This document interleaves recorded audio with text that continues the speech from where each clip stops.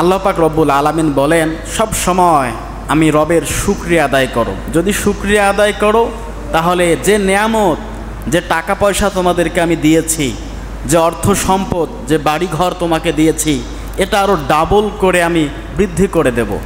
আর যদি এই নেয়ামত পাওয়ার পর তোমরা শুকরিয়া আদায় না করো, ইন্না আযাবিলা শাদীদ, আমি তোমাদের ভীষণ আযাবের মধ্যে গ্রেপ্তার করে নেব এবং তোমাদেরকে যে ধন সম্পদ, টাকা পয়সা, বাড়ি গাড়ি, যে নেয়ামত দান করেছি এগুলো আবার ছিনিয়ে নেব। বলি নাউজুবিল্লাহ। সর্বসময়, সব সময়, সব হালতে শুকরিয়া আদায় করতে হবে কার? আল্লাহ পাকের। সম্মানিত হাজিরিন, একটি আয়াত তেলাওয়াত করেছি।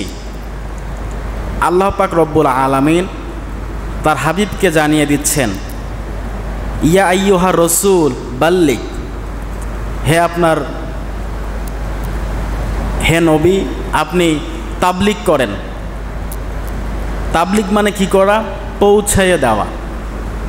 ইয়া আইয়ুহা রসুল বাল্লিগ, হে আমার নবী, আপনি পৌঁছাইয়ে দেন, তাবলিগ করেন। আল্লাহ রসুল থমকে গেলেন, কি পৌঁছাবো?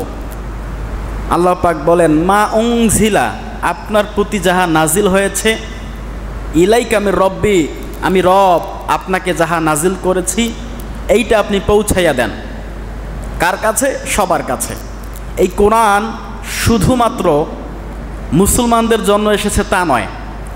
এই কোরআন ইহুদি, খ্রিস্টান, যতগুলো জাতি, ধর্ম, বর্ণ পৃথিবীতে বসবাস করে সবার হেদায়েতের জন্যই এই কোরআন নাজিল হয়েছে। বলি সুবহানাল্লাহ। আপনি শুধু মনে করবেন এই কোরআন শুধু আমাদের জন্যই পাঠ করে শুনবো আমরা, তা না। এই কোরআনের দাওয়াত হিন্দু ভাইদের কাছেও দিতে হবে, খ্রিস্টান ভাইদের কাছেও দিতে হবে।